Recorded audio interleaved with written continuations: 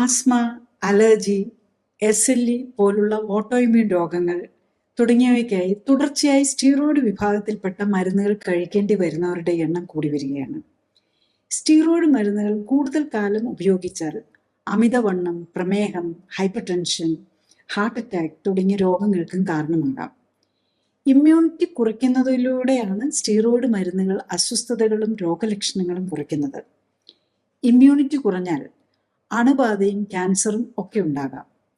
Steroid മരുന്നുകൾ മാത്രമല്ല, പനിക്കായി കഴിക്കുന്ന പാരസെറ്റമോളും, ഹൃദ്രോഗികൾ കഴിക്കുന്ന ബ്ലഡ് തിന്നർ ആസ്പിരിനും, അസിഡിറ്റിക്കായി കഴിക്കുന്ന മരുന്നുകളും, ക്യാൻസർ മരുന്നുകളും ഒക്കെ ഒന്നോ അതിലധികമോ രീതിയിൽ നമ്മളുടെ ഇമ്മ്യൂൺ മരവിപ്പിക്കുന്നതിലൂടെയാണ് അസ്വസ്ഥതകൾ കുറയ്ക്കുന്നത്. അസ്വസ്ഥതകൾ കുറയ്ക്കാനും ക്രിട്ടിക്കൽ സ്റ്റേജിൽ പലപ്പോഴും രോഗിയുടെ ജീവൻ രക്ഷിക്കുന്നതിലും ഇത്തരം ഇൻഫ്ലമേഷൻ കുറയ്ക്കുന്ന മരുന്നുകൾ പ്രധാന പങ്കാണ് വഹിക്കുന്നത്. എന്നാൽ അവയുടെ തുടർച്ചയായുള്ള ഉപയോഗം പലതരം ആരോഗ്യ പ്രശ്നങ്ങൾക്കും കാരണമാകാം. ഏതൊക്കെയാണ് ഇമ്മ്യൂണിറ്റിയെ മരവിപ്പിക്കുന്ന മരുന്നുകൾ? എന്താണ് സ്റ്റീറോയിഡ്? അവ എങ്ങനെയാണ് പ്രവർത്തിക്കുന്നത്? പാർശ്വഫലങ്ങൾ എന്തൊക്കെ? സ്റ്റീറോയിഡുകളും ഇമ്മ്യൂണിറ്റിയെ മരവിപ്പിക്കാനുള്ള മരുന്നുകളും ഉപയോഗിക്കുന്നവർ എന്തെല്ലാം ശ്രദ്ധിക്കണം? എങ്ങനെ ഇത്തരം മരുന്നുകളിൽ നിന്ന് മോചനം നേടാനാകും? രോഗമുണ്ടാക്കുന്ന അസ്വസ്ഥതകളിൽ നിന്ന് മരുന്നിന്റെ സഹായമില്ലാതെ മോചനം നേടാനാകണം. അതായത് മരുന്നിൽ നിന്നും മോചനം നേടണമെങ്കിൽ രോഗത്തിൽ നിന്നും മോചനം നേടണം. അതെങ്ങനെ സാധ്യമാക്കാം എന്ന് നോക്കാം. ഇൻഫ്ലമേഷനെ മരവിപ്പിക്കുന്ന മരുന്നുകളെ കുറിച്ച് പറയുമ്പോൾ നമ്മൾ ആദ്യം സ്റ്റീറോയിഡ്സ് എന്നാണ് പറയുന്നത്. അതുപോലെ non steroidal anti inflammatory medicines ഉണ്ട്. അപ്പം ഏതൊക്കെയാണ് ഈ സ്റ്റീറോയിഡ് വിഭാഗത്തിൽപ്പെടുന്ന മരുന്നുകൾ? അതുപോലെ നമ്മൾ സ്റ്റീറോയിഡ്സ് എന്ന് പറയുമ്പം നമ്മൾ ഈ ഇമ്മ്യൂണിറ്റിയെ മരവിപ്പിക്കുന്ന മരുന്നുകൾ മാത്രമല്ല, നമ്മൾ ഈ മസിലൊക്കെ വീർപ്പിക്കാനായിട്ടും സ്റ്റീറോയിഡ് മരുന്നുകൾ ഉപയോഗിക്കുമെന്ന് പറയുമല്ലോ. അപ്പം എന്തൊക്കെയാണ് ഈ സ്റ്റീറോയിഡ് മരുന്നുകൾ എന്നുള്ളത് നമുക്ക് ആദ്യമായിട്ട് നോക്കാം. ഒന്ന്, ബേസിക്കലി സ്റ്റീറോയിഡ്സ് എന്ന് പറയുമ്പോൾ അതിൽ ഏറ്റവും സിമ്പിളായിട്ട് സ്റ്റീറോയിഡ് എന്ന് പറയുന്നത് നമ്മൾ കൊളസ്ട്രോളാണ്. നമ്മൾ കൊളസ്ട്രോൾ കുറയ്ക്കാനായിട്ട് മരുന്നെടുക്കുമല്ലോ. അപ്പോൾ കൊളസ്ട്രോൾ തന്നെയാണ് ബേസിക് ആയിട്ടുള്ള സ്റ്റീറോയിഡ് എന്ന് പറയുന്നത്. മിക്കവാറും ഉള്ള സ്റ്റീറോയിഡ് മരുന്നുകളെല്ലാം ഡെവലപ്പ് ചെയ്യുന്നത്, അല്ലെങ്കിൽ നമ്മളുടെ ബോഡി തന്നെ ഉണ്ടാക്കുന്നത് കൊളസ്ട്രോളിൽ നിന്നാണ്. സ്റ്റീറോയിഡ് ഹോർമോൺസ് ഉണ്ടാക്കുന്നത് നമ്മുടെ ബോഡിയിൽ മെയിൻലി ഒന്ന് അഡ്രിനൽ ഗ്ലാൻഡ്, നമ്മുടെ കിഡ്നിയുടെ മുകളിലിരിക്കുന്ന അഡ്രിനൽ. രണ്ടാമത്തത് ആണുങ്ങളിലാണെങ്കിൽ ടെസ്റ്റിസ്, ലേഡീസിലാണെങ്കിൽ ഓവറീസ്. അവിടെയാണ് മെയിൻലി നമ്മൾ ഈ സ്റ്റീറോയിഡ് ഹോർമോൺസ് ഒക്കെ ഉണ്ടാക്കുന്നത്. അതിൽ ഗ്ലൂക്കോകോർട്ടിക്കോയിഡ്സ് നമ്മൾ ആൻറ്റി ഇൻഫ്ലമേറ്ററി ആണ്. നെക്സ്റ്റ് മിനറലോകോർട്ടിക്കോയിഡ് ആണ്. അത് ബേസിക്കലി BP കൺട്രോൾ ചെയ്യുന്നത് മിനറലോകോർട്ടിക്കോയിഡ് ആണ് ശരിക്കും. അതിൽ തന്നെ ആൽഡോസ്റ്റിറോൺ എന്ന് പറയുന്ന ഹോർമോണാണ്. മിനറലോകോർട്ടിക്കോയിഡിൽ ഏറ്റവും പ്രധാനമായിട്ടുള്ളത് ആൽഡോസ്റ്റിറോൺ ആണ്. അത് നമ്മളുടെ സോഡിയം പൊട്ടാസ്യം ബാലൻസ് ഒക്കെ കൺട്രോൾ ചെയ്യുന്നത്, നമ്മുടെ ഇലക്ട്രോലൈറ്റ്സിനെ കൺട്രോൾ ചെയ്യുന്നത്. BP കൺട്രോളും ശരിക്കും ഇലക്ട്രോലൈറ്റ് കൺട്രോളും, സോഡിയം പൊട്ടാസ്യം ക്ലോറൈഡ് ബൈകാർബണേറ്റ്, ഈ കൺട്രോളും ശരിക്കും പാരലായിട്ടാണ് പോകുന്നത്. ഈ സോഡിയം കുറഞ്ഞു പോകുന്ന അസുഖമുള്ളവർക്ക് ആൾഡോസ്റ്റിറോൺ കുറഞ്ഞു പോയി സോഡിയം കുറഞ്ഞു. അതിന് നമ്മളൊരു സിന്തറ്റിക് ഫോമാറ്റ് ഉള്ളത് ഫ്ലൂഡ്രോകോർട്ടിസോൺ എന്നുള്ളതാണ്. അത് വളരെ റെയർ ആയിട്ട് യൂസ് ചെയ്യുന്നത്, നമ്മൾ ഇത്ര കോമൺ ആയിട്ട് ഉപയോഗിക്കുന്നതല്ല. അതൊരു റെയർ അസുഖമാണ്. അതുകൊണ്ട് പിന്നെ സെക്സ് ഹോർമോൺസ് ആണ്. സെക്സ് ഹോർമോൺ മെയിലിലാണെങ്കിൽ ആൻഡ്രോജൻസ് എന്ന് പറയുന്നത് ടെസ്റ്റോസ്റ്ററോൺ ആണ് മെയിൻലി. ഫീമെയിലിലാണെങ്കിൽ മെയിൻലി ഈസ്ട്രോജൻ ആണ് ഫീമെയിൽ ഹോർമോൺ. അതുകൂടാതെ നമ്മൾ ലേഡീസിൻ്റെ മെൻസ്ട്രൽ സൈക്കിളിനെയും പ്രഗ്നൻസിയും ഒക്കെ കൺട്രോൾ ചെയ്യുന്ന പ്രൊജസ്ട്രോൺ എന്ന് പറഞ്ഞ് വേറൊരു ഹോർമോണുണ്ട്. ഇതെല്ലാം സ്റ്റീറോയിഡ് വിഭാഗത്തിലാണ് വരുന്നത്. നമ്മൾ ഈ മരുന്നുകളുടെ ഉപയോഗം എന്ന് പറയുമ്പോൾ ഒന്ന് നമ്മളുടെ ഗ്ലൂക്കോകോർട്ടിക്കോയിഡാണ്, ഇമ്മ്യൂണോസപ്രസൻസ് ആയിട്ട് യൂസ് ചെയ്യും. പിന്നെ ആൽഡോസ്റ്റിറോണിൻ്റെ ഡെറിവേറ്റീവ് ഇതുള്ളത് വളരെ റെയർലി ഉപയോഗിക്കുന്ന ഞാൻ നേരത്തെ പറഞ്ഞതുപോലെ. പിന്നെ ലേഡീസിനെ സംബന്ധിച്ചിടത്തോളമാണ് പല കാര്യങ്ങൾക്കും നമ്മൾ ഈസ്ട്രോജനും പ്രൊജസ്ട്രോണുമാണ് യൂസ് ചെയ്യുന്നത്. നമ്മളുടെ ഓറൽ കോൺട്രാസെപ്റ്റീവ്സ് ആയിട്ട് യൂസ് ചെയ്യുന്നത്, പിന്നെ ഈ പോസ്റ്റ് മെനോപോസിലായിട്ട്, അങ്ങനെ പല കാര്യങ്ങൾക്കും നമ്മൾ ഈ സ്റ്റീറോയിഡ് ഹോർമോൺസ് ഏറ്റവും കൂടുതൽ ലേഡീസിൽ ഈസ്ട്രോജനും പ്രൊജസ്ട്രോണും ഒക്കെ ഉപയോഗിക്കുന്നത് ഓറൽ കോൺട്രാസെപ്റ്റീവ്സ് ആയിട്ടും, മെൻസ്ട്രൽ ബ്ലീഡിങ് കറക്റ്റ് ചെയ്യാനും, ഈവൻ നമ്മൾ ഇൻട്രായൂട്രൈൻ ഡിവൈസ് ആയിട്ട് ബ്ലീഡിങ്ങിന് വേണ്ടിയിട്ട് ഹോർമോണൽ ഇംബാലൻസ് കറക്റ്റ് ചെയ്യാനായിട്ടാണ് ഇതെല്ലാം ഉപയോഗിക്കുന്നത്. അല്ലെങ്കിൽ ഓറൽ കോൺട്രാസെപ്റ്റീവ്സ് ആയിട്ട് നമ്മളുടെ ഫാമിലി പ്ലാനിങ്ങിൻ്റെ ആസ്പെക്റ്റ് ആയിട്ട് ഉപയോഗിക്കുന്നത്. നെക്സ്റ്റ് ആൻഡ്രോജനിക് സ്റ്റീറോയിഡ്സ് എന്ന് പറയുന്നതാണ്. അത് ബോഡി ബിൽഡിംഗ് ആണ്. ബേസിക്കലി ബോഡി ബിൽഡിങ്ങിനായിട്ട് ഉപയോഗിക്കുന്ന പല ഹോർമോൺസും ആ ഗ്രൂപ്പിലാണ് വരുന്നത്. അതുപോലെ മെയിൽ ഹോർമോൺസിൻ്റെ എന്തെങ്കിലും കുറവുണ്ടെങ്കിലും നമ്മൾ ടെസ്റ്റോസ്റ്ററോൺ പോലെയുള്ളത് എടുക്കും. പിന്നെ ഇപ്പോഴത്തെ ഒരു ന്യൂ ജനറേഷൻ പ്രോബ്ലംസിലായിട്ട് ഉപയോഗിക്കുന്ന ശരിക്കും ഈ ട്രാൻസ് സെക്ഷുവാലിറ്റി അല്ലെങ്കിൽ അങ്ങനത്തെ പ്രോബ്ലംസിൽ മെയിലിനെ ഫീമെയിലാക്കിയാൽ ഫീമെയിൽ ഹോർമോൺസ് കൊടുക്കും. അതുപോലെ ഫീമെയിലിനെ മെയിലാക്കാനായിട്ട് ഉള്ള ട്രീറ്റ്മെൻറ്റുകളൊക്കെ ഇപ്പോൾ ഉണ്ടല്ലോ. അപ്പോൾ ട്രാൻസ്ജെൻഡർ പ്രോബ്ലംസ് അങ്ങനത്തെ അല്ലെങ്കിൽ അങ്ങനത്തെ ചേഞ്ചസിന് വേണ്ടിയിട്ട് ഉപയോഗിക്കുന്നത് മെയിലിനാണെങ്കിൽ മെയിലാക്കാനായിട്ട്, ലേഡീസിനാണെങ്കിൽ ലേഡീസിൻ്റെ ഹോർമോൺസിനെ സപ്രസ് ചെയ്തുകൊണ്ടോ അല്ലെ ഫീമെയിൽ ഓർഗൻസിനെ മാറ്റിയിട്ട് അതിന് പകരം മെയിൽ ഹോർമോൺസ് കൊടുക്കും. അതുപോലെ മെയിലിനെ ഫീമെയിലാക്കാനാണ് മെയിൽ ടെസ്റ്റോസ്റ്ററോൺ ഇല്ലെന്നാക്കിയിട്ട് ഫീമെയിൽ ഹോർമോൺസ് കൊടുക്കും. ഇതിലൊക്കെ ഇങ്ങനെയൊക്കെയാണ് ഇപ്പം നമ്മൾ ഈ ഹോർമോൺസ് യൂസ് ചെയ്യുന്നത്. നെക്സ്റ്റ് നമ്മൾ ഇമ്മ്യൂണോ സപ്രഷന് വേണ്ടിയിട്ട് അല്ലെങ്കിൽ മെഡിക്കേഷനായിട്ട് നമ്മൾ ഉപയോഗിക്കുമ്പോൾ ബേസിക്കലി 5 തരം മരുന്നുകളാണ് ഇമ്മ്യൂണോ സപ്രസൻസ് ആയിട്ട് യൂസ് ചെയ്യുന്നത്. ഒന്ന് നമ്മൾ ഡയറക്റ്റ്ലി ഗ്ലൂക്കോകോർട്ടിക്കോയിഡ്സ് എന്ന് പറയുന്ന മരുന്നുകൾ, ഹൈഡ്രോകോർട്ടിസോൺ, അതുപോലെ അതൊക്കെയാണ് നമ്മൾ ഇഞ്ചക്ഷനായിട്ട് പെട്ടെന്ന് ഒരു അനഫിലാക്റ്റിക് റിയാക്ഷൻ വന്നു അല്ലെങ്കിൽ ഒരു അലർജിക് റിയാക്ഷൻ വന്നു ഇമ്മീഡിയറ്റ് ലൈഫ് സേവിങ് ആയിട്ട് ഉപയോഗിക്കുന്ന ആ മരുന്നുകളാണ്. അതിൻ്റെ തന്നെ ടാബ്ലറ്റ് ഫോർമാറ്റാണ് പ്രെഡ്നിസോളോൺ, മിഥൈൽപ്രെഡ്നിസോളോൺ, ഡെക്സാമെഥസോൺ എന്നൊക്കെ പറയുന്നത്. അതപ്പം കംപ്ലീറ്റ് ഒരു ഇമ്മ്യൂണോ സപ്രഷൻ, ഒരു ബ്രോഡ് സ്പെക്ട്രമായിട്ട് വർക്ക് ചെയ്യുന്നതാണ്. പിന്നെ ഉള്ളത് സൈറ്റോസ്റ്റാറ്റിക്സ് എന്ന് പറയുന്ന ടൈപ്പ് മരുന്നുകളാണ്. അതാണ് മെയിൻലി ക്യാൻസറിന് വേണ്ടിയിട്ട് ഉപയോഗിക്കുന്നത്. ക്യാൻസറിന് ഉപയോഗിക്കുന്ന സൈറ്റോസ്റ്റാറ്റിക്സ് എന്ന് പറയുമ്പോൾ ശരിക്കും നമ്മുടെ ഇമ്മ്യൂണിറ്റിയുടെ സെല്ലുകളുണ്ടല്ലോ, നമ്മുടെ white blood cells, lymphocyte, neutrophils ഒക്കെ, അതിനെ അങ്ങ് ഒന്നെങ്കിൽ അതിൻ്റെ പ്രൊഡക്ഷൻ കുറയ്ക്കും അല്ലെങ്കിൽ അതിനെ ഏതെങ്കിലും രീതിയിൽ അതിൻ്റെ പ്രവർത്തനങ്ങളെ അങ്ങ് മരവിപ്പിക്കുകയാണ് ചെയ്യുന്നത്. അതാണ് നമ്മൾ ഹൈ ഡോസിലും ശരിക്കും ക്യാൻസറിന് വേണ്ടിയിട്ട് ഉപയോഗിക്കും. അത് തന്നെ കുറച്ചുകൂടി ലോ ഡോസിൽ കണ്ടിന്യൂസ് ആയിട്ട് auto immune disease, arthritis, SLE അങ്ങനത്തെ പല ഓട്ടോ ഇമ്മ്യൂൺ ഡിസീസസിനും ഇത്തരം മരുന്നുകൾ ഉപയോഗിക്കുന്നുണ്ട്. നെക്സ്റ്റ് ഉള്ളത് ആൻറ്റിബോഡി ഗ്രൂപ്പിലാണ്. ആൻറ്റിബോഡീസ് എങ്ങനെയാണെന്ന് ചോദിച്ചു കഴിഞ്ഞാൽ ഇപ്പോഴത്തെ ലേറ്റസ്റ്റ് മരുന്നുകളാണ് ഇമ്മ്യൂണോ മോഡുലേറ്റേഴ്സ് എന്നൊക്കെ പറയുന്ന ഗ്രൂപ്പിൽ വരും. അതാണ് ആൻറ്റിബോഡീസ്. അത് ആൻറ്റിബോഡീസ് ശരിക്കും നമ്മുടെ ഇൻ്റർലൂക്കിൻ, അതുപോലെ T സെൽസ് എന്നൊക്കെ പറഞ്ഞ് നമ്മുടെ ഇമ്മ്യൂൺ സെൽസ് അല്ലെ ഇമ്മ്യൂണിറ്റിയെ കൺട്രോൾ ചെയ്യുന്ന കുറേ കാര്യങ്ങളുണ്ട്, അല്ലെങ്കിൽ ഇമ്മ്യൂണിറ്റി ആയിട്ട് വർക്ക് ചെയ്യുന്നത്. അതിനാണ് ഇൻ്റർലൂക്കിൻ, IL-2, IL-6 എന്നൊക്കെ പലതരം മരുന്നുകളുണ്ട്. അതിനെയൊക്കെ ബ്ലോക്ക് ചെയ്യാനുള്ള T സെൽസ്, അതായത് നമ്മുടെ ഇമ്മ്യൂണിറ്റിയിലെ തന്നെ മെയിൻ സെൽസാണ്. അതിന് എഗെയിൻസ്റ്റ് ആയിട്ടുള്ള ആൻറ്റിബോഡീസ് ഉണ്ട്. ഇതും നമ്മുടെ ഇമ്മ്യൂണിറ്റിയെ ബ്ലോക്ക് ചെയ്യാനായിട്ടാണ് യൂസ് ചെയ്യുന്നത്.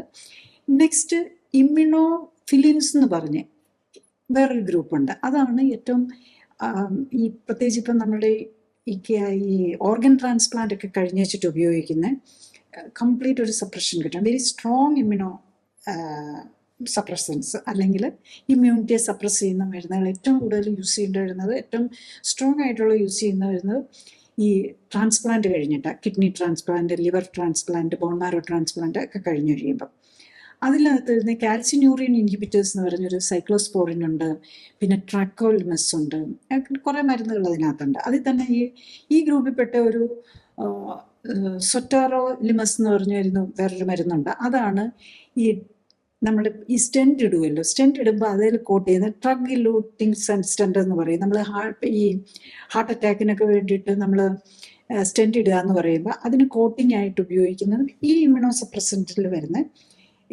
ഒരു സെറ്ററോലിമനസ് എന്ന് പറഞ്ഞ ഒരു മരുന്നാണ് അതിനെ കോട്ടിംഗ് ആയിട്ട് ഉപയോഗിക്കുന്നത്. പിന്നെ വേറൊരു ഗ്രൂപ്പിൽ വരുന്നത് ഇപ്പം ഇതൊക്കെ ലേറ്റസ്റ്റ് മരുന്നുകളാണ്. TNF ഇൻഹിബിറ്റേഴ്സ് എന്ന് പറയും, അതായത് ട്യൂമർ നെക്രോസിസ് ഫാക്ടർ ഇൻഹിബിറ്റേഴ്സ്. അപ്പോൾ അഡാലിമുബാബ്, മൈക്കോഫെനോലേറ്റ് എന്നൊക്കെ പറഞ്ഞ് അതൊക്കെ വെരി സ്ട്രോങ് ആയിട്ട് ഇങ്ങനത്തെ ഇതാണ്. അപ്പം നമ്മൾ ഓർക്കണം, ഇതിലൊക്കെ ഇതിൻ്റെ പേര് തന്നെ ട്യൂമർ നെക്രോസിസ് ഫാക്ടർ ഇൻഹിബിറ്റേഴ്സ് എന്ന്. ട്യൂമർ എന്ന് പറഞ്ഞാൽ ക്യാൻസർ, ട്യൂമർ മുഴകൾ വരുത്തുന്ന സാധനം, അതിനെ പ്രിവെൻറ്റ് ചെയ്യുന്നത്, പിന്നെ ട്യൂമർ നെക്രോസിസ് ഫാക്ടറിനെ നമ്മൾ ഇൻഹിബിറ്റ് ചെയ്യുകയാണ്. അപ്പോൾ ഈ മരുന്നുകളുടെയൊക്കെ ഒരു സൈഡ് ഇഫക്റ്റ് എന്ന് പറയുന്നതും ക്യാൻസർ വരാനുള്ള സാധ്യത കൂട്ടുന്നുള്ളതാണ്. നെക്സ്റ്റ് ഉള്ള വേറെ ഇമ്മ്യൂണോ സപ്രസൻസ് നോക്കിയാൽ നമ്മൾ NSAID, നമ്മൾ യൂഷ്വലി ഉപയോഗിക്കുന്ന മരുന്നുകളുണ്ടല്ലോ. അപ്പോൾ ഈ ആസ്പിരിന് നമ്മുടെ ബ്ലഡ് ക്ലോട്ട് കുറയാൻ, ആക്ച്വലി ക്ലോട്ടിംഗ് ഒക്കെ എന്ന് പറയുന്നത് ഒരു ഇമ്മ്യൂണിറ്റിയുടെ ആക്ഷനാണ്. അതിനെ കുറയ്ക്കാൻ ഉപയോഗിക്കുന്ന മരുന്നുകളൊക്കെ നമ്മൾ non steroidal anti inflammatory drugs എന്ന് പറയുന്നത്, ഇവൻ പാരസിറ്റമോള്, ആസ്പിരിന്, എല്ലാ പെയിൻ കില്ലേഴ്സും തന്നെ ഇതെല്ലാം ഈ ഗ്രൂപ്പിലാണ് വരുന്നത്. അപ്പം അതും ഇൻ ഇഫക്റ്റ് നമ്മുടെ ഇമ്മ്യൂണിറ്റിയെ തന്നെ ബ്ലോക്ക് ചെയ്യുകയാണ് ചെയ്യുന്നത്. നമ്മളുടെ ഈ സിംറ്റംസ് എല്ലാം തന്നെ നമുക്ക് വേദനകൾ, പനി, എല്ലാ അസ്വസ്ഥതകളും ഉണ്ടാക്കുന്നത് നമ്മുടെ ഇമ്മ്യൂണിറ്റിയുടെ പ്രവർത്തനം കൊണ്ടാണ്. അപ്പോൾ അതിനെ ബ്ലോക്ക് ചെയ്യാനുള്ള മരുന്നുകൾ നമുക്ക്, അതായത് സിംറ്റംസ് കുറയ്ക്കാൻ ഉപയോഗിക്കുന്ന മരുന്നുകൾ എല്ലാം നമ്മളുടെ ഇമ്മ്യൂണിറ്റിയെ ബ്ലോക്ക് ചെയ്യുക എന്നുള്ള കാര്യം കൂടെ നമ്മൾ മനസ്സിലാക്കണം ബേസിക്കലി. അതുകൊണ്ട് തന്നെയാണ് ഇതൊക്കെ നമ്മൾ ലോങ് ടൈം ഉപയോഗിച്ച് കഴിയുമ്പോഴേക്കും നമുക്ക് കോംപ്ലിക്കേഷൻസ് വരുന്നത്. അപ്പം അതിൻ്റെ മെയിൻ പ്രോബ്ലംസ് എന്താണെന്ന് വെച്ചാൽ സ്റ്റിറോയിഡ്സ് ആണെങ്കിൽ ഒന്ന് വെയിറ്റ് ഗെയിൻ ആണ്. പിന്നെ ലോങ് ലാസ്റ്റിംഗ് ആയിട്ട് ഇത്തരം മരുന്നുകൾ ഉപയോഗിച്ച് കഴിഞ്ഞാൽ ഓസ്റ്റിയോപോറോസിസ് വരാം, അതായത്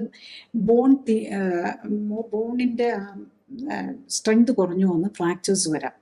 പിന്നെ പലപ്പോഴും സൈക്യാട്രിക് പ്രോബ്ലംസ് വരാം. ഇപ്പം സ്റ്റിറോയിഡ് ഡെമെൻഷ്യ എന്ന് പറഞ്ഞ് തന്നെ ഒരു ഇത് വരാം, അതായത് സ്റ്റിറോയിഡ് ലോങ് ആയിട്ട് ഉപയോഗിക്കുമ്പോൾ അതുകൊണ്ട് തന്നെ നമുക്ക് ഓർമ്മക്കുറവ് വരാം. പിന്നെ മൊത്തത്തിൽ ഇമ്മ്യൂണോസപ്രഷൻ വരുമ്പോഴേക്കും ഇൻഫെക്ഷൻ വരാം, ക്യാൻസർ വരാം.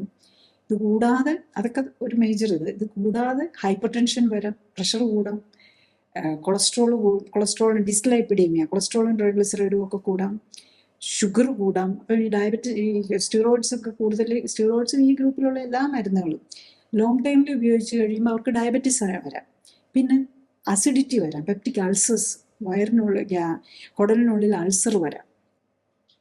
പിന്നെ ഈ ഓവർ വെയിറ്റ് വന്ന ലൈപ്പോഡിസ്ട്രോഫി എന്ന് പറയും, ഓവറായിട്ട് വെയിറ്റ് ഗെയിൻ വരാം. അതിലൊരു മൂൺ ഫേസ് എന്ന് പറയും, അതായത് മുഖമൊക്കെ വണ്ണം വെച്ച്, ശരിക്കും മൂൺ ഫേസ് എന്ന് പറയുമ്പോൾ ഒരു മുഖം റൗണ്ടായിട്ട് വരും. നെക്സ്റ്റ് ഈ മരുന്നുകളുടെയൊക്കെ ഏറ്റവും വലിയ വേറൊരു ഇമ്പാക്റ്റ് എടുക്കുന്ന ഓർഗൻസ് ലിവറും കിഡ്നിയാണ്. അപ്പം ലിവറിനും കിഡ്നിക്കും ഇഞ്ചുറി വരാമെന്നുള്ളതാണ്. പലപ്പോഴും നമ്മൾ ഈ കിഡ്നി ട്രാൻസ്പ്ലാന്റ് ഒക്കെ കഴിഞ്ഞിട്ട് ഉപയോഗിക്കുന്ന ചില മരുന്നുകൾ തന്നെ കിഡ്നിക്ക് പ്രോബ്ലം വരുത്തിയെന്നിരിക്കും. അത് അതിൻ്റെ ഒരു സൈഡ് എഫക്റ്റ് ആയിട്ടും കയറി വരാം. പലപ്പോഴും കിഡ്നി വൺസ് ട്രാൻസ്പ്ലാന്റ് ചെയ്തിട്ട് റിജക്റ്റ് ചെയ്യുക അല്ലെങ്കിൽ വീണ്ടും ഫെയിൽ ചെയ്യുന്നതിൻ്റെ ഒരു കാരണം ഈ മരുന്നുകളിൽ നിന്ന് തന്നെ വരുന്ന പ്രോബ്ലം കൊണ്ട് കിഡ്നിക്ക് ഉണ്ടാകുന്ന പ്രോബ്ലമാണ്. നമ്മൾ മരുന്ന് കഴിച്ചുകൊണ്ടിരിക്കുന്നവർ ആ മരുന്ന് നിർത്താൻ പറ്റണമെന്നുണ്ടെങ്കിൽ ബേസിക്കലി ആ രോഗം തന്നെ മാറിയാലേ പറ്റുള്ളൂ.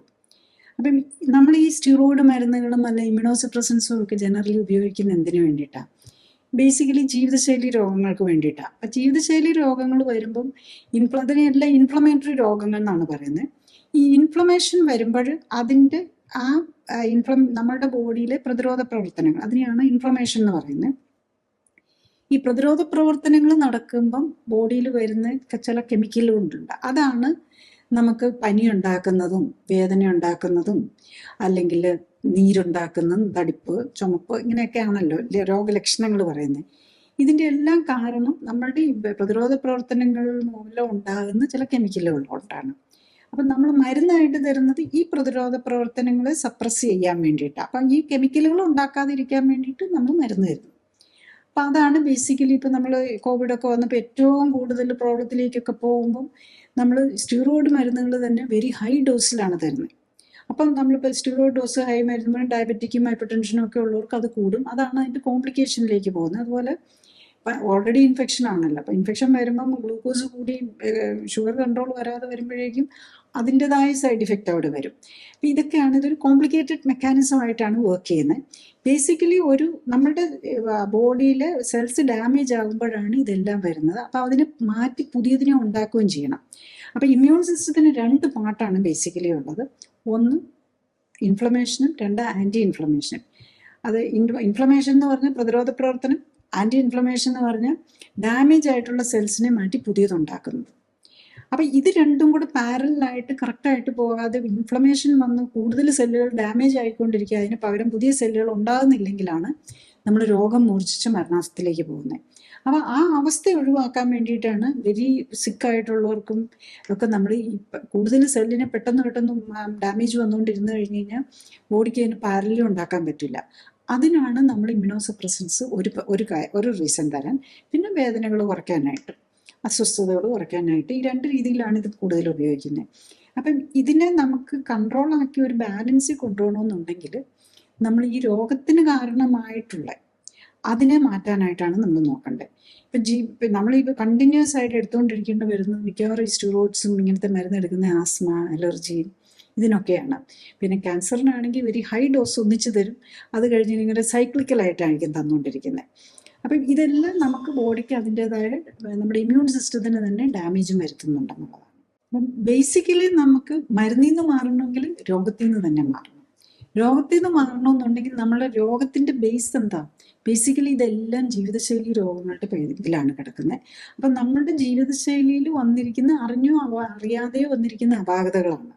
അപ്പം ഈ മരുന്ന് കഴിച്ചിട്ട് നമുക്ക് ചെറുതായിട്ടുള്ള ഒരു ഡയബറ്റീസിന്റെ ഒരു പ്രീ ഡയബറ്റിക്കോ അല്ലെങ്കിൽ ഒരു ഹൈപ്പർ ടെൻഷന്റെ തുടക്കമോ അല്ലെങ്കിൽ ഒരു കൊളസ്ട്രോളിന്റെ തുടക്കമോ പോലെയുള്ള സ്റ്റേജിലാണെങ്കിൽ നമുക്ക് സ്വയം നമ്മളുടെ ലൈഫ് സ്റ്റൈൽ കറക്റ്റ് ചെയ്ത് എക്സസൈസ് ചെയ്ത് ഫുഡ് കൺട്രോൾ ചെയ്ത് നമുക്ക് പറ്റും. പക്ഷെ ഓൾറെഡി ഓൺ ഇമ്യൂണോസപ്രസൻസ് പോലെയുള്ള സ്റ്റിറോയിഡ്സും അല്ലെങ്കിൽ സ്ട്രോങ്ങർ ആയിട്ടുള്ള മരുന്നുകളും ഒക്കെ എടുത്തുകൊണ്ടിരിക്കുന്നവർക്ക് സെൽഫായിട്ട് അത് മാനേജ് ചെയ്യാൻ പറ്റണമെന്നില്ല. അങ്ങനെയുള്ളവർക്ക് നമ്മൾ ക്ലിനിക്കലി സപ്പോർട്ടഡ് ഒരു സപ്പോർട്ടോട് കൂടിയുള്ള ലൈഫ് സ്റ്റൈൽ കറക്ഷനാണ് വേണ്ടത്.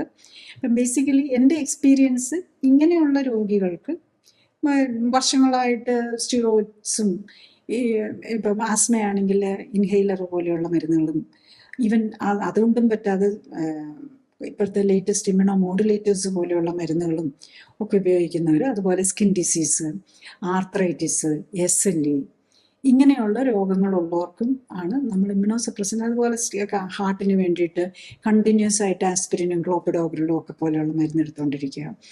ഇത്തരം രോഗികൾക്ക് നമ്മൾ ആ മരുന്നിൽ നിന്ന് മാറ്റി മരുന്നില്ലാതെ അതേസമയത്ത് സിംറ്റോം ഇല്ല, അതുപോലെ ബ്ലഡിൽ ഇപ്പം ബ്ലഡ് പാരാമീറ്റേഴ്സും കറക്റ്റ് ചെയ്തുകൊണ്ട് നമ്മൾ ഇൻഫ്ലമേറ്ററി പാരാമീറ്റേഴ്സ് ഉണ്ട്. ഇപ്പം നമുക്ക് ഈ രോഗങ്ങളുണ്ടോയെന്ന് അല്ലെങ്കിൽ ഇതിൻ്റെയൊക്കെ എക്സ്റ്റെൻഡ് എത്ര ഇൻഫ്ലമേഷൻ ഉണ്ടെന്നൊക്കെ അറിയാൻ inflammatory parameters, autoimmune factors, ഇതിങ്ങനത്തെ കാര്യങ്ങളെല്ലാം ഉണ്ട്.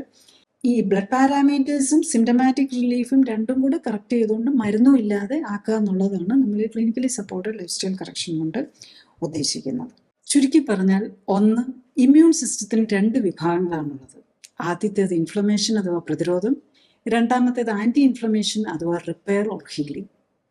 2, എല്ലാ രോഗലക്ഷണങ്ങൾക്കും കാരണം ശരീരത്തിൻ്റെ പ്രതിരോധ പ്രവർത്തനത്തിലെ ഇൻഫ്ലമേഷൻ വിഭാഗം ശക്തിപ്പെടുന്നതിൻ്റെ ലക്ഷണമാണ്. 3, വേദന, പനി, ചുവപ്പ്, തടിപ്പ്, ക്ഷീണം എന്നീ 5 ലക്ഷണങ്ങളിലൂടെ ശരീരഭാഗങ്ങൾ നമ്മോട് പറയാൻ ശ്രമിക്കുകയാണ് വിഷാംശം ശരീരത്തിൽ എത്തിയിരിക്കുന്നു, സൂക്ഷിക്കുക എന്ന്. 4, വാക്സിനേഷനുകളും ആൻറ്റിബയോട്ടിക്കുകളും രോഗകാരണമായ അണുക്കളെ നശിപ്പിക്കാൻ സഹായിക്കുന്നതിലൂടെയാണ് രോഗമുക്തിയെ സഹായിക്കുന്നത്. ചിലപ്പോൾ ഈ ആൻറ്റിബയോട്ടിക്കുകൾ നമ്മുടെ തന്നെ സെല്ലുകളെയോ നമുക്ക് സഹായിയായി പ്രവർത്തിക്കുന്ന അണുജീവികളെയോ കൂടി നശിപ്പിക്കുമ്പോഴാണ് പാർശ്വഫലങ്ങൾ ഉണ്ടാകുന്നത്. 5, വാക്സിനേഷനുകളും ആൻറ്റിബയോട്ടിക്കുകളും ഒഴിച്ചുള്ള ഒട്ടുമിക്ക മോഡേൺ മെഡിസിൻ മരുന്നുകളും ഇൻഫ്ലമേഷൻ കുറയ്ക്കുന്നതിലൂടെ അഥവാ ഇമ്മ്യൂണിറ്റിയുമായി ബന്ധപ്പെട്ട സെല്ലുകളുടെയും ആൻറ്റിബോഡി പോലെയുള്ള വസ്തുക്കളുടെയും പ്രൊഡക്ഷൻ കുറയ്ക്കുന്നതിലൂടെയോ അവയുടെ പ്രവർത്തനം ബ്ലോക്ക് ചെയ്യുന്നതിലൂടെയോ പ്രതിരോധ പ്രവർത്തനങ്ങൾ കുറച്ചാണ് അസ്വസ്ഥതകളും രോഗലക്ഷണങ്ങളും കുറച്ചു നിർത്തുന്നത്. 6, ഇൻഫ്ലമേഷൻ കുറയ്ക്കുന്ന മരുന്നുകൾ എല്ലാം തന്നെ ആൻറ്റി ഇൻഫ്ലമേഷൻ അഥവാ രോഗകാരണമായ കേടായ സെല്ലുകളെ മാറ്റി പുതിയവയെ ഉണ്ടാക്കുന്ന രോഗമുക്തിക്ക് ആധാരമായ പ്രവർത്തനങ്ങളെയും മരവിപ്പിക്കും. 7, രോഗപ്രതിരോധവും രോഗമുക്തിയും ഉത്തമമായിരിക്കുന്നത് ഇമ്മ്യൂൺ സിസ്റ്റത്തിലെ ഇൻഫ്ലമേഷൻ അഥവാ പ്രതിരോധ പ്രവർത്തനങ്ങളും ആൻറ്റി ഇൻഫ്ലമേഷൻ അഥവാ റിപ്പയർ പ്രവർത്തനങ്ങളും സമതുലിതാവസ്ഥയിൽ നടക്കുമ്പോഴാണ്. 8, ഇൻഫ്ലമേഷൻ അമിതമായി കൂടുതൽ കോശങ്ങൾ ഒന്നിച്ച് നശിപ്പിക്കപ്പെടുകയും പകരം ആരോഗ്യമുള്ള കോശങ്ങളെ ഉണ്ടാക്കാൻ കഴിയാതെ പോവുകയും ചെയ്യുമ്പോഴാണ് രോഗം മൂർച്ഛിക്കുന്നതും മരണം സംഭവിക്കുന്നതും. 9, പ്രതിരോധ പ്രവർത്തനങ്ങളുടെ ഭാഗമായി ഉണ്ടാക്കപ്പെടുന്ന വെളുത്ത രക്താണുക്കൾ, ആൻറ്റിബോഡി, ഇന്റർലൂക്കിൻ തുടങ്ങിയവയുടെ ഉൽപാദനത്തെയും പ്രവർത്തനങ്ങളെയും ബ്ലോക്ക് ചെയ്യുന്ന മരുന്നുകൾ വളരെ ശ്രദ്ധാപൂർവം നിയന്ത്രിതമായി കുറച്ചു കാലത്തേക്ക് മാത്രം ഉപയോഗിക്കാനുള്ളതാണ്. അവയുടെ ദീർഘകാലത്തെ ഉപയോഗം പ്രതിരോധ സംവിധാനത്തെ തകരാറിലാക്കി കൂടുതൽ ആരോഗ്യ പ്രവർത്തനങ്ങൾക്ക് കാരണമാകും. 10, വൃക്ക, കരൾ തുടങ്ങിയ അവയവം മാറ്റിവെക്കൽ ശസ്ത്രക്രിയകൾക്ക് വിധേയരായവർ ഇമ്മ്യൂണിറ്റിയെ മരവിപ്പിക്കുന്ന മരുന്നുകൾ ജീവിതകാലം മുഴുവൻ നിർത്താതെ കഴിക്കേണ്ടത് ആവശ്യമാണ്. അതുപോലെ തന്നെ ഹൃദയത്തിൽ കൃത്രിമ വാൽവോ പേസ് മേക്കറുകളോ നിക്ഷേപിച്ചിട്ടുള്ളവർ ഹൃദയത്തിനുള്ളിൽ രക്തക്കട്ടകൾ ഉണ്ടാകാതിരിക്കാനുള്ള മരുന്നും ജീവിതകാലം മുഴുവൻ കഴിക്കണം. 11, ക്ലിനിക്കൽ സപ്പോർട്ടോടെയുള്ള ജീവിതശൈലി ക്രമീകരണത്തിലൂടെ ജീവിതശൈലി രോഗങ്ങൾക്കായി കഴിക്കുന്ന ഒട്ടുമിക്ക മരുന്നുകളും വളരെ കുറഞ്ഞ കാലം കൊണ്ട് മിക്കവരും 30 ദിവസത്തിനുള്ളിൽ തന്നെ കുറച്ചു കൊണ്ടുവന്ന് നിർത്താൻ കഴിയുന്നു എന്നതാണ് എൻ്റെ എക്സ്പീരിയൻസ്. ഞാൻ ഈ പറഞ്ഞ കാര്യങ്ങൾ ശ്രദ്ധിച്ചു കേൾക്കാനും മനസ്സിലാക്കാനും കഴിഞ്ഞാൽ ഇത്തരം ജീവിതശൈലി രോഗങ്ങളുടെ കാരണം മനസ്സിലാക്കി അവയെ പ്രതിരോധിക്കാനും ഒരിക്കൽ വന്നാൽ നേരത്തെ കണ്ടെത്താനും ജീവിതശൈലിയിൽ വേണ്ട മാറ്റങ്ങൾ വരുത്തി അതിൽ നിന്ന് മോചനം നേടാനും സഹായകമാകും. മരുന്നോ ഓപ്പറേഷനോ കൊണ്ട് ഇത്തരം ജീവിതശൈലി രോഗങ്ങൾ മാറ്റാനാകില്ല. കാരണം മരുന്നിൻ്റെയോ ഓപ്പറേഷൻ്റെയോ കുറവ് കൊണ്ടല്ല ഇത്തരം രോഗങ്ങൾ ഉണ്ടാകുന്നത്, മറിച്ച് ജീവിതശൈലിയിലെ അപാകതകൾ കൊണ്ടാണ്. അതിനാൽ ജീവിതശൈലി ക്രമീകരിക്കുന്നതിലൂടെ മാത്രമേ ഇത്തരം ജീവിതശൈലി രോഗങ്ങളെ പ്രതിരോധിക്കാനും ഒരിക്കൽ വന്നാൽ അതിൽ നിന്നും മോചനം നേടാനും സാധിക്കൂ. ജീവിതശൈലി രോഗങ്ങൾ കൂടി വരികയാണ്. ഒപ്പം തന്നെ ജീവിതശൈലി രോഗങ്ങൾക്കായി ഓപ്പറേഷനുകൾക്ക് വിധേയരാകുന്ന രോഗികളുടെ എണ്ണവും കൂടി വരുന്നു. ഓപ്പറേഷന് മുമ്പ് രോഗത്തിന്റെ അടിസ്ഥാന കാരണം എന്ത്, ഓപ്പറേഷൻ എന്താണ് ലക്ഷ്യമിടുന്നത്, ഓപ്പറേഷൻ സമയത്തും അതിനുശേഷവും ഉണ്ടാകാവുന്ന പാർശ്വഫലങ്ങളും അപകട സാധ്യതകളും എന്തൊക്കെ തുടങ്ങിയ കാര്യങ്ങൾ രോഗികളും ബന്ധുക്കളും മനസ്സിലാക്കാൻ ശ്രമിക്കണം. ഒപ്പം തന്നെ ഓപ്പറേഷനിലൂടെ ലഭിക്കുന്ന പ്രയോജനം, ഓപ്പറേഷൻ കൊണ്ട് രോഗം മാറുമോ, ഇനിയും രോഗമുണ്ടാകാൻ സാധ്യതയുണ്ടോ തുടങ്ങിയ കാര്യങ്ങളും അറിയാൻ ശ്രമിക്കുക. ഇൻഷുറൻസ് പരിരക്ഷയുള്ളവരാണ് കൂടുതലും. ഓപ്പറേഷനായി പണം ചെലവാക്കേണ്ടി വരുന്നില്ല. അതിനാൽ ശസ്ത്രക്രിയകളെ വളരെ ലാഘവത്തോടെ കാണുന്ന രീതി കൂടി വരികയാണ്. അനസ്തീസിയ സംബന്ധമായും ഓപ്പറേഷൻ സമയത്തും അതിനുശേഷവും ഉണ്ടാകാവുന്ന അപകട സാധ്യതകൾ വളരെ ചെറുതാണെങ്കിലും മരണത്തിന് പോലുമുള്ള സാധ്യതയുണ്ടാക്കും എന്ന യാഥാർത്ഥ്യം മനസ്സിലാക്കണം. ഓപ്പറേഷനായി നൽകുന്ന ഒട്ടുമിക്ക സമ്മതപത്രത്തിലും മരണം വരെ സംഭവിക്കാൻ സാധ്യതയുണ്ട് എന്നെഴുതിയിട്ടുണ്ടാകും. രോഗിയും ബന്ധുക്കളും ഓപ്പറേഷന് മുമ്പായി നൽകേണ്ട സമ്മതപത്രം ഓപ്പറേഷൻ ദിവസമല്ല വായിക്കേണ്ടത്, മറിച്ച് ഓപ്പറേഷന് വിധേയനാകാൻ തീരുമാനിക്കുന്നതിനും തീയതി ഫിക്സ് ചെയ്യുന്നതിനും മുൻപ് ഒപ്പുവയ്ക്കേണ്ട സമ്മതപത്രം വായിച്ചു നോക്കി മനസ്സിലാക്കണം. ജീവിതശൈലി രോഗങ്ങളുള്ളവർക്ക്, പ്രത്യേകിച്ചും രക്തക്കുഴലുകളെ ബാധിക്കുന്ന രോഗങ്ങളുള്ളവർക്ക് അനസ്തീസിയയുടെയും ശസ്ത്രക്രിയ സംബന്ധമായും ഉള്ള അപകട സാധ്യതകളും പാർശ്വഫലങ്ങളും കൂടുതലാണ് എന്നതും അറിയണം. രോഗങ്ങൾ തുടക്കത്തിലേ കണ്ടെത്തുകയും അമിതകൊണ്ടുണ്ടെങ്കിൽ കുറയ്ക്കാൻ ശ്രമിക്കുകയും മെറ്റബോളിസത്തിലെയും ഇമ്മ്യൂണിറ്റിയിലെയും അപാകതകൾ കണ്ടെത്തി പരിഹരിക്കാൻ ശ്രമിക്കുകയുമാണ് വേണ്ടത്. അടുത്തത് ആരോഗ്യകാര്യങ്ങളെക്കുറിച്ച് സംസാരിക്കുന്ന വ്യക്തിയുടെ ശാസ്ത്രീയ അടിത്തറ വിലയിരുത്തേണ്ടതുണ്ട് എന്നതാണ്. ഞാൻ ഡോക്ടർ ജോളി തോംസൺ 1981 ബാച്ചിൽ കോട്ടയം മെഡിക്കൽ കോളേജിൽ നിന്നും MBBS-ഉം തുടർന്ന് തിരുവനന്തപുരം മെഡിക്കൽ കോളേജിൽ നിന്നും MD-യും റീപ്രൊഡക്റ്റീവ് മെഡിസിനിലും സർജറിയിലും സ്പെഷ്യൽ ട്രെയിനിങ്ങുകൾക്ക് ശേഷം ഗവൺമെൻറ് സർവീസിൽ ചേർന്നു. 97-ൽ റിസൈൻ ചെയ്ത ശേഷം എറണാകുളത്ത് തേവരയിൽ ലൈഫ് കെയർ സെൻ്ററിൽ മരുന്നുകളും ശസ്ത്രക്രിയകളും ഒഴിവാക്കി ക്ലിനിക്കൽ സപ്പോർട്ടോടെയുള്ള ജീവിതശൈലി ക്രമീകരണത്തിലൂടെ ജീവിതശൈലിയുമായി ബന്ധപ്പെട്ട രോഗങ്ങൾ തടയുന്നതിലും ചികിത്സിച്ചു മാറ്റുന്നതിലും ഊന്നൽ നൽകുന്നു. മോഡേൺ മെഡിസിനിൽ ഉപയോഗിക്കുന്ന മരുന്നുകളും ഓപ്പറേഷനുകളും ഫിസിയോതെറാപ്പിയും ഇമ്മ്യൂണിറ്റിയെ എങ്ങനെ സ്വാധീനിക്കുന്നു എന്നതിനെക്കുറിച്ച് പഠനങ്ങൾ നടത്തി.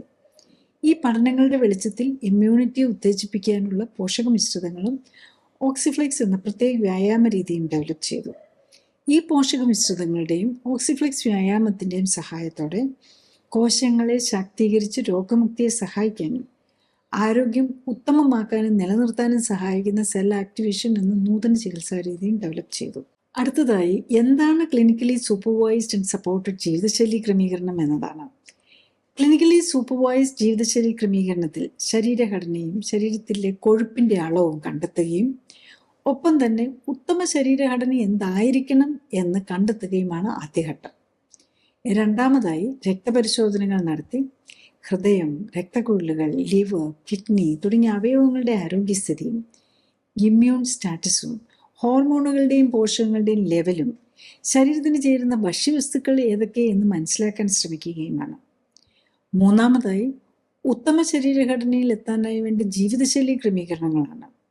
രോഗിയുടെ പ്രത്യേകതകൾ അനുസരിച്ച് ഉത്തമ ന്യൂട്രീഷനും വ്യായാമവും നൽകുന്നതിനൊപ്പം ശരീരത്തിലെത്തുന്ന വിഷാംശം കുറയ്ക്കാനുമാണ് ഇതിൽ ശ്രമിക്കുന്നത്.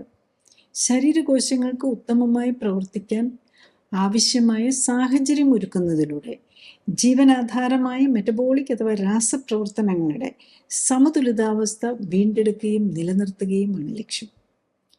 ജീവിതശൈലി ക്രമീകരണത്തിലൂടെ രക്തയോട്ടവും മെറ്റബോളിക് പ്രവർത്തനങ്ങളും ഹോർമോൺ ബാലൻസും ഇമ്മ്യൂണിറ്റിയും ശരീരഘടനയും ഉത്തമമാക്കാനും നിലനിർത്താനും കഴിഞ്ഞാൽ ഒട്ടുമിക്ക ജീവിതശൈലി രോഗങ്ങളെയും പ്രതിരോധിക്കാനാകും.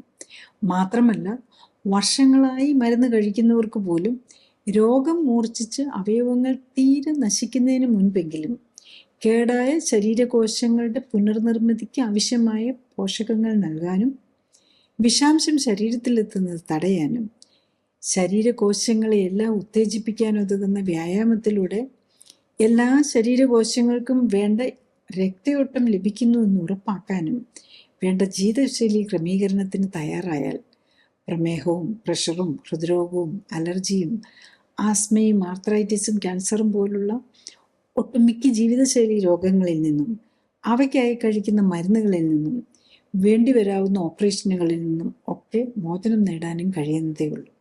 Next, clinically supported lifestyle കറക്ഷനിലൂടെ ഈ ഇമ്മ്യൂണോസപ്രസൻറ്റ് അതല്ലെങ്കിൽ ഇമ്മ്യൂണിറ്റിയെ മരവിപ്പിക്കുന്ന മരുന്നുകളും മറ്റു മരുന്നുകളും കഴിച്ചുകൊണ്ടിരിക്കുന്നവർക്ക് എങ്ങനെയാണ് അതിൽ നിന്ന് മാറാൻ പറ്റുന്നതെന്നുള്ള എൻ്റെ എക്സ്പീരിയൻസസ് പറയാം. ബേസിക്കലി ഞാൻ ക്ലിനിക്കലി സപ്പോർട്ടഡ്, അതായത് നമ്മൾ ക്ലിനിക്കൽ സപ്പോർട്ടോട് കൂടി. അപ്പോൾ ക്ലിനിക്കൽ സപ്പോർട്ട് എന്ന് പറഞ്ഞാൽ അവരെന്താണ് കഴിക്കുന്നതെന്ന് നമ്മൾ മനസ്സിലാക്കിക്കൊണ്ട് അവരെന്താണ് ലൈഫ് സ്റ്റൈൽ കറക്ഷൻ എന്ന് പറയുമ്പോൾ അതിനകത്ത് ഒന്ന് ഭക്ഷണമാണ് വരുന്നത്, പിന്നെ നമ്മുടെ ആക്ടിവിറ്റീസാണ് വരുന്നത്. അപ്പോൾ അത് എന്താണ് അവർ പേഷ്യൻ്റ് രോഗി കഴിക്കുന്നതെന്നും എന്താണ് അവർ ചെയ്യുന്ന ആക്ടിവിറ്റിക്കും ഒരു കൺട്രോൾ ഉണ്ടെങ്കിലാണ് നമുക്കത് സപ്പോർട്ട് ചെയ്യാൻ പറ്റുക. അപ്പം അങ്ങനെ ഒരു ക്ലിയറായിട്ട് എന്താണെന്ന് മനസ്സിലാക്കിക്കൊണ്ട് അവർക്ക് ആക്ടിവിറ്റീസ് ആണെങ്കിലും ഫുഡാണെങ്കിലും മനസ്സിലാക്കി കൊടുത്ത് അത് കഴിച്ചുകൊണ്ട് നമ്മൾ വരുമ്പോൾ എന്തൊക്കെ വ്യത്യാസങ്ങളാണ് വരുന്നതെന്നുള്ളതാണ്. അപ്പം യൂഷ്വലി ഇത്തരം രോഗികൾക്ക്, അതായത് ലോങ് ടൈം കുറേ കാലങ്ങളായിട്ട് ഈ ഇമ്മ്യൂണോസപ്രസൻസ് മരുന്ന് കഴിച്ചുകൊണ്ടിരിക്കുന്നവർക്ക് മിക്കവാറും അവർ ഡയബറ്റീസും ഹൈപ്പർ ടെൻഷനും മറ്റ് ഈ മെറ്റബോളിക് ഡിസോർഡേഴ്സും കൂടെ വന്നിട്ടുണ്ടാകും.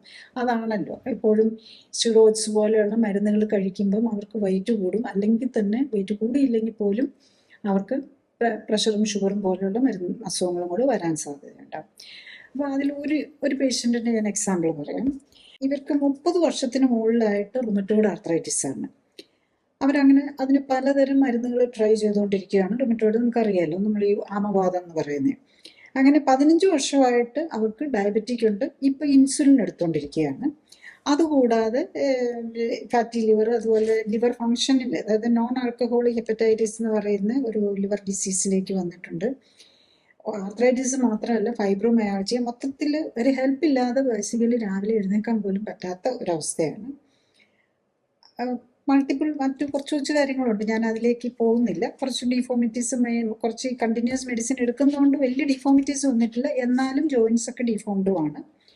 അവരുടെ മരുന്നുകൾ നോക്കുവാണെങ്കിൽ ഇൻസുലിൻ 2 നേരം ഇൻസുലിൻ എടുക്കുന്നുണ്ട്. അതുപോലെ ഡയബറ്റീസിന് വേണ്ടിയിട്ട് മെറ്റ്ഫോമിന്, ടെനിഗ്ലിപ്റ്റിൻ അങ്ങനെ മരുന്നുണ്ട്. പിന്നെ ഇമ്മ്യൂണോസപ്രസൻ്റ് ആയിട്ട് മെയിൻലി എടുക്കുന്നത് ഈ ഓട്ടോഇമ്യൂൺ ആർത്രൈറ്റിസിന് വേണ്ടിയിട്ട് എടുക്കുന്നത് ടുഫാസിനിബ് എന്ന് പറഞ്ഞൊരു ഇമ്മ്യൂൺ മോഡുലേറ്റർ വിഭാഗത്തിൽപ്പെട്ട മരുന്നാണ്. ഒരു ലേറ്റസ്റ്റ് മരുന്നിലാണ് വരുന്നത്.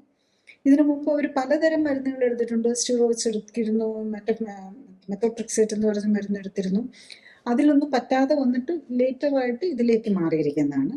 പിന്നെ കൊളസ്ട്രോളിനുമായിട്ട് റെസുവാസ്റ്റാറ്റിൻ എടുക്കുന്നുണ്ട്. പിന്നെ ഈ ഈ ന്യൂറോളജിക്കൽ പെയിനായിട്ട്, പ്രത്യേകിച്ച് ഡയബറ്റിക് പേഷ്യൻറ്റിന് ന്യൂറോപ്പതി ഉണ്ടാകും, അതിനുവേണ്ടി ഗ്യാബാപെൻറ്റിനൊക്കെ എടുക്കുന്നുണ്ട്. ഈ പേഷ്യൻ്റ് ബേസിക്കലി നമ്മൾ ഈ clinically supported life style correction വെച്ചിട്ട് നമ്മൾ ഈ ടുഫാസിനിബ് എന്ന് മാത്രമല്ല, ഡയബറ്റീസിൻ്റെ മരുന്നൊക്കെ ഫസ്റ്റ് ഡേ തന്നെ നിർത്തും. അത് കഴിഞ്ഞിട്ടും ഇവർ മരുന്ന് ഇൻസുലിനൊക്കെ എടുത്തുകൊണ്ടിരുന്നപ്പോൾ പോലും HbA1c 8.4 നിന്നിരുന്നത് നമ്മൾ മരുന്നൊന്നും ഇല്ലാതെ തന്നെ അവരുടെ HbA1c 60 ഡേയ്സ് ആയപ്പോഴേക്കും ആക്ച്വലി HbA1c 6.7, 30 ഡേയ്സ് ആയപ്പോഴേക്കും 6.7 എത്താൻ പറ്റി. 60 ഡേയ്സ് ആയപ്പോഴേക്കും 6.2 വന്നു. അപ്പോൾ അങ്ങനെ ആ HbA1c പോലും നമുക്ക് കുറച്ചുകൊണ്ട് വരാൻ പറ്റുന്നു. HbA1c നമ്മൾ ഡയബറ്റീസ് വരെ ഈസി ആയിട്ട് മാറ്റാൻ പറ്റുന്നതാണ്. അപ്പം എല്ലാ മരുന്നിൽ നിന്നും കൂടെയാണ് മാറുന്നത്, അല്ലാതെ നമ്മൾ സ്റ്റിറോയിഡ്സ് മാത്രമല്ല, ടുഫാസിനിബ് ഒന്നും മരുന്നുകളൊന്നും ഇല്ലാതെ തന്നെ അവർക്ക് എല്ലാ സിംറ്റംസും കുറയ്ക്കാനും പറ്റി. അതുപോലെ അവർക്ക് കുറച്ച് ഓവർ വെയ്റ്റും ഒബീസിറ്റി ഉണ്ടായിരുന്നു. അതാണേലും ഓൾമോസ്റ്റ് ഒരു 11 kg 10 മാസം കൊണ്ട്, 11 kg 3 months കൊണ്ട് കുറയ്ക്കാൻ പറ്റി എന്നുള്ളതാണ്. അതായത് നമ്മുടെ ബോഡിയിലെ ഫാറ്റ്, നമ്മുടെ ബോഡി കോമ്പോസിഷനാണ് കറക്റ്റ് ചെയ്യാൻ നോക്കുന്നത്. അങ്ങനെ ഇമ്മ്യൂൺ സിസ്റ്റം കറക്റ്റ് ചെയ്ത് ഇമ്മ്യൂണിറ്റിയാണ് കറക്റ്റ് ചെയ്യുന്നത്. അപ്പം ചിലപ്പോൾ എന്തെങ്കിലും നമ്മൾ ജീവിതശൈലിയിൽ ഇടയ്ക്കൊക്കെ തെറ്റിപ്പോകും, തെറ്റിട്ടുള്ള ഫുഡൊക്കെ കഴിക്കും. അങ്ങനെ വന്ന് എന്തെങ്കിലും പെയിൻ വന്നാലോ അല്ലെങ്കിൽ അസ്വസ്ഥത വന്നു കഴിഞ്ഞാൽ അപ്പോൾ അത് കറക്റ്റ് ചെയ്യാനുള്ള മെഡിസിൻസും കൂടെയാണ് നമ്മൾ യൂഷ്വലി ഇതിങ്ങനത്തെ പേഷ്യൻസിന് ഒരു എമർജൻസി സിറ്റുവേഷൻ. കണ്ടിന്യൂസ് മെഡിക്കേഷൻ്റെ കാര്യം വരുന്നില്ല.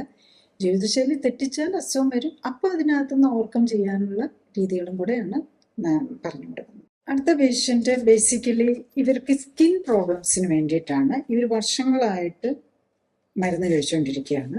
അതായത് ഈ സോറിയാസിസും സോറിയാറ്റിക് ആർത്രൈറ്റിസും പോലെയുള്ളതിൽ അതിൽ MMF എന്ന് പറഞ്ഞ മെഡിസിനും അതൊരു വെരി സ്ട്രോങ് ഇമ്യൂണോസപ്രസൻ്റ് ആണ്.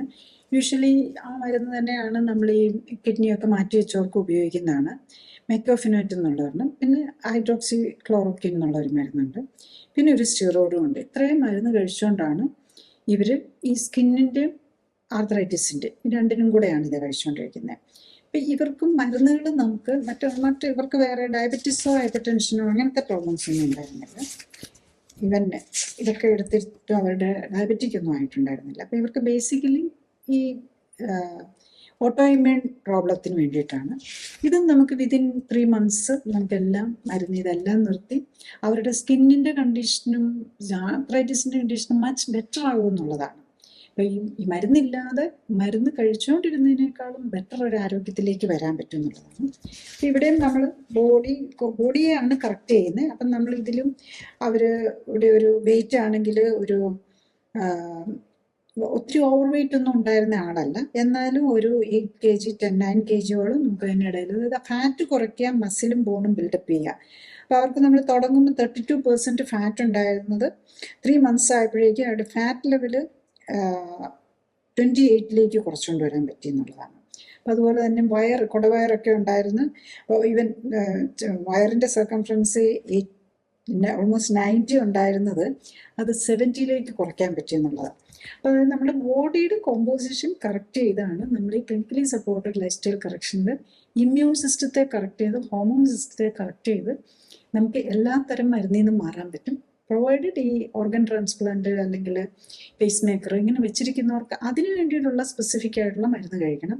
ബാക്കി എല്ലാത്തിൽ നിന്നും മാറാൻ പറ്റും എന്നുള്ളതാണ് ബേസിക്കലി നമ്മുടെ ഈ ഇതിനകത്തുനിന്നുള്ള എക്സ്പീരിയൻസിൽ നിന്ന് കാണിക്കുന്നത്. അപ്പം ഉള്ളി നമ്മൾ പേഷ്യൻറ്റും കൂടെ അതിനുള്ള ഒരു ഇൻട്രസ്റ്റ്. അപ്പം ബേസിക്കലി ഇതിനകത്ത് മനസ്സിലാക്കേണ്ടത് എന്താണെന്ന് വെച്ചാൽ നമ്മുടെ ഹെൽത്ത് എത്ര നമുക്ക് ആരോഗ്യം വേണം എന്നുള്ളത് അവനവനാണ് ഡിസൈഡ് ചെയ്യാവുന്നത്.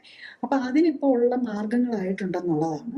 ഇപ്പം നമ്മളിതെല്ലാം ഈ ഏറ്റവും ലേറ്റസ്റ്റ് സയൻറ്റിഫിക് മെത്തേഡ്സ് വെച്ചിട്ട് തന്നെയാണ് അത് അസസ് ചെയ്തുകൊണ്ടും കൂടെയാണ് നമ്മളിത് ചെയ്യുന്നത്. അപ്പോൾ ഈ മെത്തേഡിലേക്ക് വരുമ്പോൾ നമ്മളിപ്പോൾ ഇത്രയും നാളും ജീവിതശൈലി രോഗം മാറ്റാൻ പറ്റില്ല എന്ന് പറയുന്നത് മരുന്ന് വെച്ച് മാറ്റാൻ പറ്റില്ല. പക്ഷെ ജീവിതശൈലി കറക്റ്റ് ചെയ്യാൻ വില്ലിങ് ആണെങ്കിൽ അതിനൊരു കറക്റ്റായിട്ടൊരു മെത്തഡോളജി മനസ്സിലാക്കി കഴിഞ്ഞു കഴിഞ്ഞാൽ ആർക്ക് വേണേലും ഇത്തരം മരുന്നുകളിൽ നിന്നും ഡയബറ്റീസിൽ നിന്നും ഒക്കെ മാറാൻ പറ്റും എന്നുള്ളതാണ്. പിന്നെ ഒരു പ്രോബ്ലം കാണുന്നത് എന്താണെന്ന് വെച്ച് കഴിഞ്ഞാൽ ഇതൊക്കെ മാറ്റാൻ പറ്റുമെന്നുണ്ടെങ്കിലും ആരും ഡയബറ്റീസും ഹൈപ്പർ ടെൻഷനും ഒക്കെ ഉള്ള തുടക്കത്തിലൊന്നും ആരും വന്ന് ട്രീറ്റ്മെൻറ്റ് എടുക്കുകയില്ല. പലരും അസ്വസ്ഥതയൊന്നും ഇല്ലാന്നും പറഞ്ഞ് മരുന്ന് കഴിച്ചും കഴിക്കാതെ ആയിട്ട് ഡയബറ്റീസും ഒക്കെ നടന്നിട്ട് either ഹാർട്ട് അറ്റാക്ക് ആയിട്ട് വരുമോ, ഹാർട്ട് അറ്റാക്ക് ആയിട്ട് സ്റ്റെൻറ്റ് ഇടണമെന്ന് പറയുമ്പോൾ വന്നാലും എളുപ്പമാണ്. പക്ഷെ കിഡ്നി ഫെയിലിയർ ആയിട്ട് നമ്മൾ ഡയാലിസിസ് വേണമെന്ന് പറഞ്ഞിട്ട് വരുമ്പം ഇന്ന് സ്റ്റേജ് എത്തിക്കഴിഞ്ഞ് കഴിഞ്ഞാൽ ക്രിയാറ്റിനൊക്കെ ഒത്തിരി കൂടി കഴിഞ്ഞ് കഴിഞ്ഞാൽ നമുക്കത് കംപ്ലീറ്റ് തിരിച്ചു കൊണ്ടുപോകാൻ പറ്റില്ല. അപ്പം ഓർഗൻസിന് ഡാമേജ് വരുന്ന നിലയുടെ മുമ്പ് തന്നെ നേരത്തെ തന്നെ തുടങ്ങി ഈസി ആയിട്ട് നമുക്ക് എല്ലാ രോഗങ്ങളിൽ നിന്നും മാറാം, മരുന്നുകളിൽ നിന്നും മാറാം എന്നുള്ളതാണ്. അപ്പം ആ ഒരു മെസ്സേജാണ് നമുക്ക് clinically supported life style correction കൊണ്ട് പോസിബിൾ ആവും എന്നുള്ളതാണ്. ക്ലിനിക്കലി സപ്പോർട്ടഡ് ജീവിതശൈലി ക്രമീകരണത്തിൽ രോഗലക്ഷണങ്ങളെ അല്ല ഫോക്കസ് ചെയ്യുന്നത്, അതിൻ്റെ അടിസ്ഥാന കാരണമായ ശരീരഘടനയിലെയും ഹോർമോൺ ബാലൻസിലെയും ഇമ്മ്യൂണിറ്റിയിലെയും വ്യതിയാനങ്ങളെയും അവയ്ക്ക് കാരണമായ ജീവിതശൈലിയിലെ അപാകതകൾ പരിഹരിക്കാനുമാണ്. അതുകൊണ്ടാണ് ഏത് പ്രായത്തിലുള്ള ആൾക്കും ഒരേ സമയം വ്യത്യസ്ത രോഗങ്ങൾക്കും രോഗലക്ഷണങ്ങൾക്കും അസ്വസ്ഥതകൾക്കും ആശ്വാസം ലഭിക്കുന്നത്. രോഗമുക്തിക്ക് ആധാരം ഇമ്മ്യൂൺ സിസ്റ്റമാണ്. ഇമ്മ്യൂൺ സിസ്റ്റത്തിന് ഉത്തമമായി പ്രവർത്തിക്കാനുള്ള അവസരം ഒരുക്കുകയും അതിലൂടെ ശരീരത്തിൻ്റെ സെൽഫ് ഹീലിംഗ് പവറിനെ ഉത്തേജിപ്പിക്കുകയുമാണ് വേണ്ടത്. സ്വയം ജീവിതശൈലി ക്രമീകരിച്ച് ആരോഗ്യം ഉത്തമമാക്കി നിലനിർത്താനാണ് എല്ലാവരും ശ്രമിക്കേണ്ടത്. അതിന് കഴിയാതെ വരികയോ ഹൃദ്രോഗവും ക്യാൻസറും പോലുള്ള മാരക രോഗങ്ങൾ സംശയിക്കപ്പെടുമ്പോഴും ഒന്നിൽ കൂടുതൽ രോഗങ്ങളുള്ളവർക്കും ദീർഘകാലം മരുന്നുകൾ ഉപയോഗിക്കേണ്ടി വരുന്നവർക്കും മരുന്നുകൾ കൊണ്ടും അസ്വസ്ഥതകൾ മാറ്റാൻ കഴിയാതെ വരുമ്പോഴും ഓപ്പറേഷൻ ആവശ്യമായി വരുന്നവർക്കും ആണ് ക്ലിനിക്കൽ സപ്പോർട്ടോടെയും സൂപ്പർവിഷനോടെയും ഉള്ള ജീവിതശൈലി ക്രമീകരണം ആവശ്യമായി വരുന്നത്. ക്ലിനിക്കലി സപ്പോർട്ടഡ് ജീവിതശൈലി ക്രമീകരണത്തിൻ്റെ വിവിധ വശങ്ങളെക്കുറിച്ച് കൂടുതൽ വിവരങ്ങൾ ലൈഫ് കെയർ സെൻറ്റർ വെബ്സൈറ്റിൽ നിന്നും യൂട്യൂബ് ചാനലിൽ നിന്നും അറിയാനാകും. Thank you.